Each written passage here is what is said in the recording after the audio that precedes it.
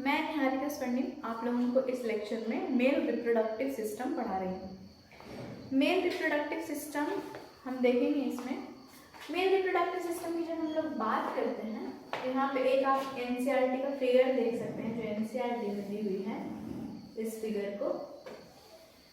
तो हम लोग देखेंगे कि मेल रिप्रोडक्टिव सिस्टम जो है वो कैसे वर्क करता है, कौन कौन से ग्लैंड इसमें प्रेजेंट हैं, कौन कौन से उसके पार्ट्स हैं। ठीक है, तो हम लोग स्टार्ट करते हैं यहाँ पे टेस्टिस से स्टार्ट करते हैं। इस तरह से स्टार्ट करते हैं टेस्टिस से।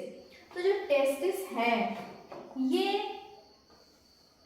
कौन से मंथ में डिसेंड करता है? तो ये प्रेगनेंसी की 7th मंथ ऑफ प्रेगनेंसी ये डिसेंड करता है। कहाँ पे डिसेंड करता है? ये करता है एब्डोमेन से, ये डिसेंड करता है स्क्रॉटम की तरफ। और ये क्यों डिसेंड करता है? ये जो टेस्टिस है वो एब्डोमेन से स्क्रॉटम की तरफ डिसेंड करता है in the 7th month of pregnancy. वो क्यों करता है?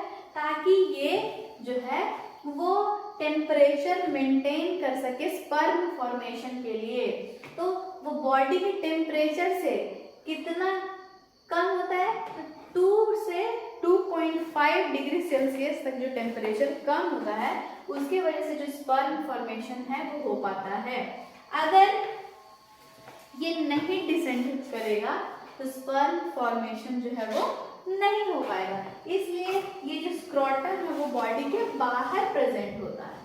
अब हम लोग देखेंगे कि जो टेस्टिस है, ठीक है, ये टेस्टिस जो है वो कैसा, ये जो ऑर्गन है टेस्टिस वो पेयर्ड होता है या अनपेयर्ड होता है? तो ये होता है पेयर्ड होता है। ठीक है, हमने पढ़ लिया ये डिसेंड करता है 7th मंथ ऑफ प्रेगनेंसी और ये डिसेंड करता है एब्डोमेन से स्क्रॉटम की तरफ। ठीक है, उसके बाद ये जो है टेस्टिस के बाद क्या होता है?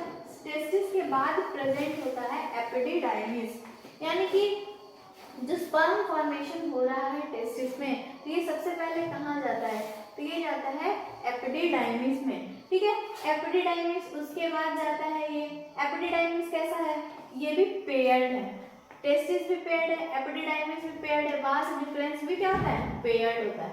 इसके बाद आता है वास डिफरेंस में, उसके बाद एम्प्यूला में ही जाके खुलता है और फूलता भी है। ये वाला जो स्ट्रक्चर है ये है यहाँ पे क्या? एम्प्यूला। ये है एम्प्यूला, यहाँ पे खुलता भी है और फूलता भी है। ठीक है, उसके बाद यहाँ पे वास डिफरेंस से जो स्पर्म है वो सेमिन वेसिकल के साथ, सेमाइनल वेसिकल के साथ क्या होता है? मिक्स होता है और ये जाता है फिर इजैकुलेटरी डक्ट में। तो इजैकुलेटरी डक्ट जो है ये भी होता है आपका पेयर्ड। फिर ये जाता है यूरेथ्रा में, ये फिर जाता है यूरेथ्रा में। ये जो यूरेथ्रा है ये एक सिंगल डक्ट है। ये जो यूरेथ्रा है ये एक सिंगल डक्ट होता है। ये यूरेथ्रा जो है ये एक सिंगल डक्ट होता है। ठीक है, सिंगल डक्ट है और अनपेयर्ड है, सिंगल डक्ट है और अनपेयर्ड है। ये जो यूरेथ्रा है ये फीमेल में भी प्रेजेंट होता है, मेल में भी प्रेजेंट होता है। तो ये जो यूरेथ्रा है ये मेल में कंपैरेटिवली क्या होता है? लॉन्ग होता है, लॉन्गर देन फीमेल यूरेथ्रा। ठीक है, उसके बाद इसी यूरेथ्रा से जो ग्लैंड का सिक्रीशन है वो भी मिक्स होना स्टार्ट हो जाता है। तो यहाँ पे कौन कौन से ग्लैंड्स प्रेजेंट है? प्रोस्टेट ग्लैंड और बल्बो यूरेथ्रल ग्लैंड। ठीक है, प्रोस्टेट ग्लैंड और बल्बो यूरेथ्रल ग्लैंड। ठीक है, अब यूरेथ्रा में ही क्या होता है? फॉर्मेशन ऑफ सीमेन होता है। सीमेन का फॉर्मेशन कहाँ पे होता है? यूरेथ्रा में ही होता है। अब हम लोग देखेंगे कि जो यूरेथ्रा है इसमें फॉर्मेशन भी हो रहा है सीमेन का। ठीक है, और फॉर्मेशन हो रहा है सीमेन का और ये इस यूरेथ्रा के पास जो है इरेक्टाइल टिश्यू प्रेजेंट होता है। ये इसके पास क्या प्रेजेंट होता है? इरेक्टाइल टिश्यू प्रेजेंट होता है। कौन कौन सा? कॉर्पस स्पोरेंजियोसम और कॉर्पस कैवर्नोसा। कॉर्पस स्पोरेंजियोसम और कॉर्पस कैवर्नोसा। ठीक है, अब ये जो इरेक्टाइल टिश्यू है तो इस इरेक्टाइल टिश्यू का क्या वर्क है? ये हेल्प करता है आपका इरेक्शन में, ये हेल्प करता है इरेक्शन में। अब कहते हैं कि व्हाट इज इरेक्शन? तो the enlargement of penis is known as erection, the enlargement of penis is known as erection, ठीक है। तो यूरेथ्रा जो है ये एक सिंगल डक्ट है, अनपेयर्ड होता है। मेल में यूरेथ्रा जो है वो लॉन्ग होता है, ग्लैंड का भी सिक्रेशन जो है मिक्स होना यहीं से स्टार्ट होता है, ठीक है। अब हम लोग देखते हैं कि जो बिगेस्ट एक्सेसरी ग्लैंड है reproductive organ, male reproductive organ का जो बिगेस्ट जो एक्सेसरी ग्लैंड है उसको हम लोग बोलते हैं सेमाइनल वेसिकल, उसको हम लोग बोलते हैं सेमाइनल वेसिकल, ठीक है। ये कैसा होता है? ये भी पेयर्ड होता है।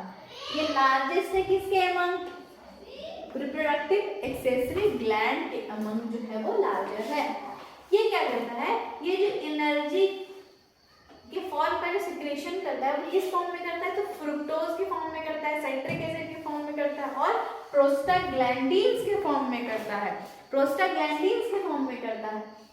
और इसका जो पीएच है वो एल्कलाइन होता है। कैसा होता है इसका पीएच? एल्कलाइन होता है। अब प्रोस्टेट ग्लैंड जो है वो अनपेयर्ड होता है। ये जो है प्रोस्टेट ग्लैंड वो अनपेयर्ड होता है, यानी कि एक ही प्रेजेंट होता है। ये प्रोस्टेट ग्लैंड सिक्रीट करता है प्रोस्टाग्लैंडिन्स और कैल्शियम, प्रोस्टाग्लैंडिन्स और कैल्शियम, ठीक है। अब आते हैं हम लोग बल्बोयूरेथ्रल ग्लैंड में। कौन से ग्लैंड में? बल्बोयूरेथ्रल ग्लैंड में आते हैं। ये बल्बोयूरेथ्रल ग्लैंड जो है वो भी सिक्रेशन करता है। ये क्या करता है? यूरेथ्रा के पैसेज को लुब्रिकेट करता है, यूरेथ्रा के पैसेज को लुब्रिकेट करता है। इसी को हम लोग कॉपर्स ग्लैंड भी बोलते हैं, इसको हम लोग कॉपर्स ग्लैंड भी कहते हैं। जो सीमेन का जो पीएच है वो एल्कलाइन होता है और जो यूरिन का जो पीएच है वो एसिडिक होता है। तो यूरिन पैसेज के बाद जब सीमेन का पैसेज होता है तो स्पर्म क्या है? एसिडिक की वजह से मर सकता है। तो इसीलिए ये जो ग्लैंड है बल्बोयूरेथ्रल ग्लैंड, ये उसके पैसेज को लुब्रिकेट करता है। लुब्रिकेशन की वजह से जो सीमेन है, जो सीमेन में स्पर्म प्रेजेंट है वो नहीं मरते हैं, ठीक है। अब हम लोग आते हैं कि स्पर्म के फॉर्मेशन का क्या है, स्पर्म फॉर्मेशन कैसे होता है, कहाँ से होता है? तो सेमिनिफेरस ट्यूब्यूल से स्टार्ट होता है, फिर rete testis, then vasa efferentia, then caput epididymis, फिर कॉर्पस एपिडिडाइमिस और कॉर्डल एपिडिडाइमिस। ये जो है ये तीनों एपिडिडाइमिस का ही पार्ट है। First one is caput epididymis, second one is corpus epididymis and third one is caudal epididymis. इसके बाद ये आता है वॉस डिफरेंस में, देन एम्प्यूला में, और ये एम्प्यूला फिर जाता है, ओपन होता है इजैकुलेटरी डक्ट में। इजैकुलेटरी डक्ट में भी यहाँ पे है glandular urethra, membranous urethra, then penile urethra, then urethra orifice, इसको हम लोग मियाटस भी बोलते हैं। अब मैं आती हूँ सेमिनिफेरस ट्यूब्यूल्स में। सेमिनिफेरस ट्यूब्यूल, ये जो है सेमिनिफेरस ट्यूब्यूल जो है इसमें 1 मिनट, सेमिनिफेरस ट्यूब्यूल जो है ये है 250 कंपार्टमेंट्स हैं, 250 कंपार्टमेंट्स हैं, लॉब्यूल है हर टेस्टिस में। तो टेस्टिस क्या था? पेयर्ड था, ठीक है। तो 250 कंपार्टमेंट्स ईच लॉब्यूल्स ईच टेस्टिस में है, जो लॉब्यूल्स प्रेजेंट है, और हर जो लॉब्यूल है उसमें 1 से 3 सेमिनिफेरस ट्यूब्यूल प्रेजेंट है, ठीक है। जो सेमिनिफेरस ट्यूब्यूल है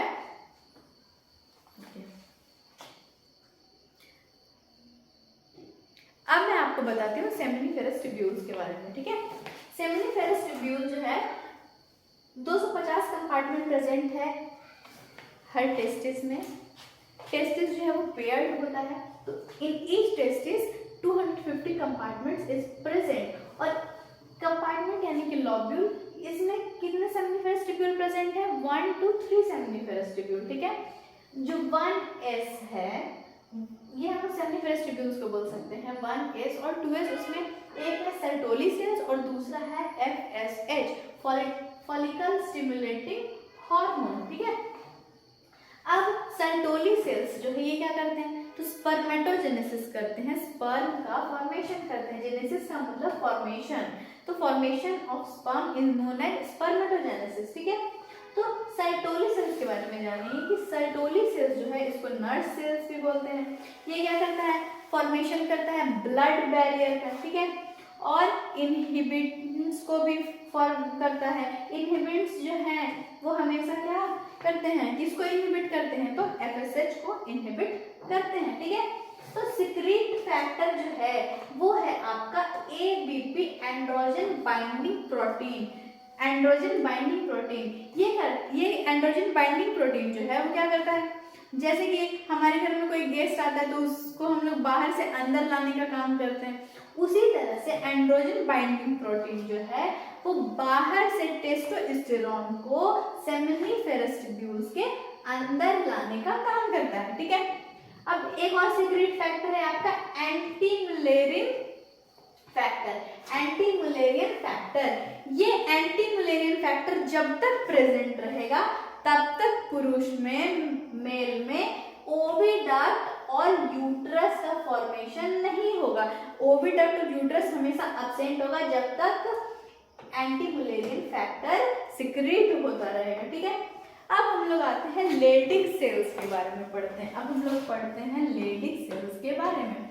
तो लेडिक्स आपकी एनसीईआरटी की लाइन बाय लाइन कवर हो रही है मेल रिप्रोडक्टिव सिस्टम की, उससे ज्यादा ही हो रहा है, उससे कम नहीं हो रहा है। इंटरस्टिशियल सेल्स भी इसको बोलते हैं, लेडिक सेल्स को इंटरस्टिशियल सेल्स भी बोलते हैं। और ये जो है आपने एलएच से कुछ लेडिक्स सेल, एल से एलएच भी होता है, तो एलएच कुछ याद आ रहा है आप लोगों को, एलएच यानी कि ल्यूटेनाइजिंग हार्मोन। तो जो मेल में प्रेजेंट होता है वो होता है आईसीएसएच। आईसीएसएच का फुल फॉर्म क्या है, ये है इंटरस्टिशियल सेल्स,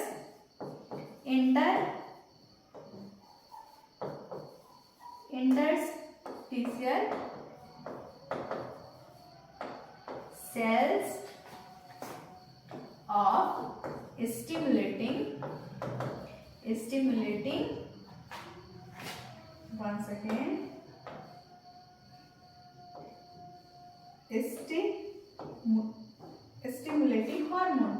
stimulating hormone। ठीक है, stimulating hormone, interstitial cells of stimulating hormone। ठीक है, ये आईसीएसएच का फुल फॉर्म है। ठीक है, तो लेडिक सेल्स जो है, इंटरस्टिशियल सेल्स जो है, ये एंड्रोजन का फॉर्मेशन करता है। किसका फॉर्मेशन करता है, एंड्रोजन का फॉर्मेशन करता है। और ये एंड्रोजन जो है वो टेस्टोस्टेरोन रिलीज करता है। टेस्टोस्टेरोन क्या है, हार्मोन है, मेल हार्मोन है, और ये सीक्रेट होता है किससे, एंड्रोजन से। ठीक है, अब हम लोग देखते हैं कि यूरेथ्रा, यूरेथ्रा को हम लोग यूरेथ्रोजेनाइटल डक्ट भी बोलते हैं। यूरेथ्रा को हम लोग यूरेथ्रोजेनाइटल डक्ट भी बोलते हैं। ठीक है, अब पेनिस के बारे में बात करते हैं। हमने सारे ऑर्गन्स के बारे में बात कर ली, यूरेथ्रा के बारे में बात कर लिया। अब हम लोग बात करते हैं पेनिस के बारे में। तो जो पेनिस है ये एक कॉप्युलेटरी ऑर्गन है, ये हेल्प करता है कॉप्युलेशन में। ये एक कॉप्युलेटरी ऑर्गन है, ये क्या काम करता है, ये स्पर्म को फीमेल की बॉडी में प्लेस करने का काम करता है। ठीक है, अब हम लोग आते हैं स्क्रोटम के बारे में जानते हैं। स्क्रोटम जो है ये एक ऑप्टिमम टेम्परेचर देता है टेस्टिस को, ताकि वो स्पर्म का फॉर्मेशन कर सके, और वो ऑप्टिमम टेम्परेचर है 35 डिग्री सेल्सियस। ठीक है, ये जो है वो बॉडी टेम्परेचर से 2 to 2.5 डिग्री जो क्या होता है, कम होता है, जो कि स्पर्म फॉर्मेशन के लिए फेवरेबल कंडीशन प्रोवाइड करता है। ठीक है, अब इसके बारे में हम लोग स्पर्म का एक स्ट्रक्चर देखते हैं नॉर्मल सा।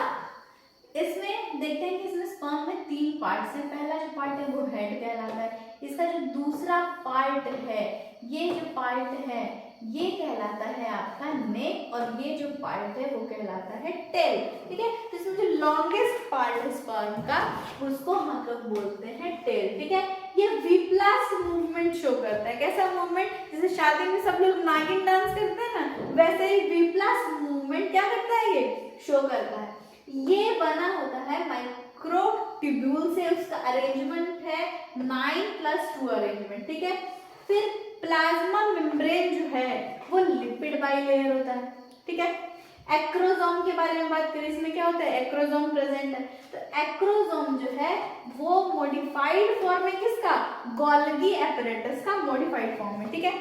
उसके बारे में हम लोग बात करते हैं कि इस एक्रोसोम के पास क्या क्या है।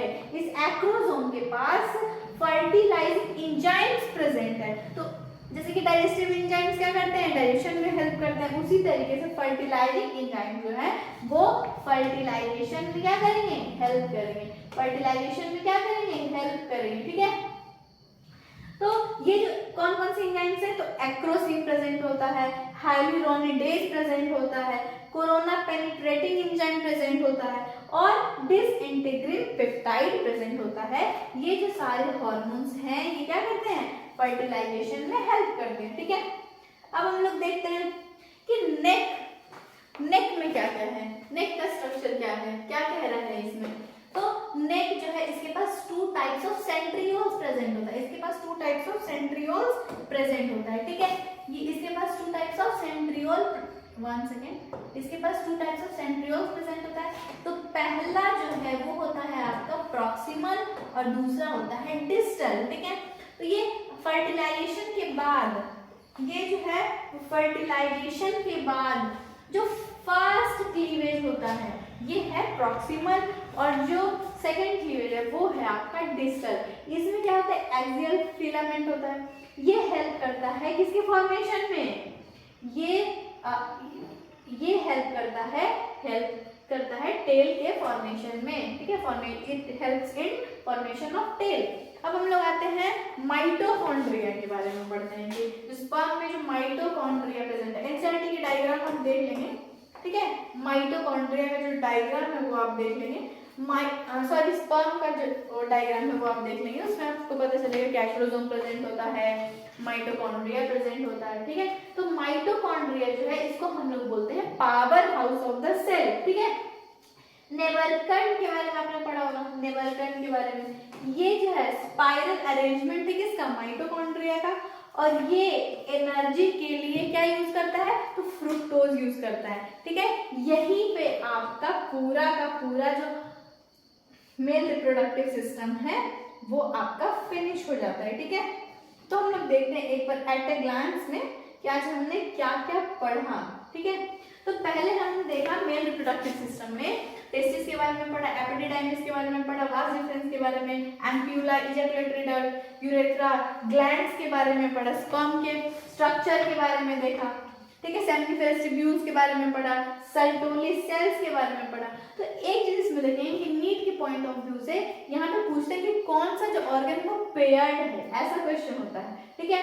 तो टेस्टिस, एपिडिडाइमिस, वास डिफरेंस, ये इजैकुलेटरी डक्ट, ये सब क्या है, पेयर्ड है। एक ऐसा भी क्वेश्चन आता है कि सिंगल डक्ट कौन सा है, अनपेयर्ड कौन है, तो उसमें हम लोग बात करते हैं यूरेथ्रा की कि ये जो है वो सिंगल डक्ट है, ठीक है। इसमें मैंने एक चीज पढ़ा है आपको कि यूरेथ्रा जो है वो सीमेन का फॉर्मेशन करता है, इसके पास इरेक्टाइल टिश्यू प्रेजेंट होता है, ये हेल्प करता है इरेक्शन में, ठीक है। इरेक्टाइल टिश्यू कौन कौन से, कॉर्पस स्पोरेंजियोसम और कॉर्पस कैवर्नोसा प्रेजेंट होता है, ठीक है।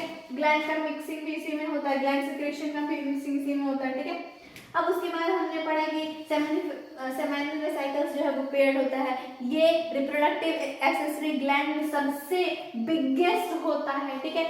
एनर्जी के फॉर्म में ये कौन सिक्रेट जो करता है, एनर्जी का फॉर्म किस रूप में करता है, fructose, citric acid, prostate gland, ठीक है। इसका पीएच कैसा होता है, एल्कलाइन होता है, ठीक है।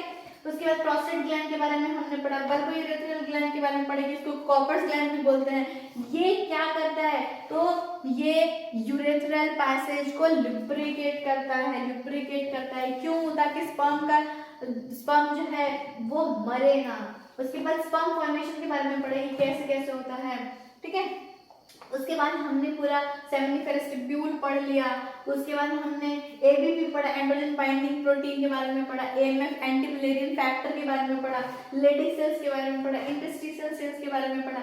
यानी कि हमने पूरा का पूरा जो एनसीईआरटी का जितना भी मेल रिप्रोडक्टिव सिस्टम में डेटा दिया है, कंटेंट दिया, उसने सारा कवर कर लिया, उससे ज्यादा ही कवर किया है। यहाँ पे अब पूरा स्पर्म का स्ट्रक्चर पढ़ लिया हमने, ठीक है। अब ये जो है ये आपका पूरा पूरा लेक्चर जो है मेल रिप्रोडक्टिव सिस्टम का यहीं पे फिनिश होता है। Thank you.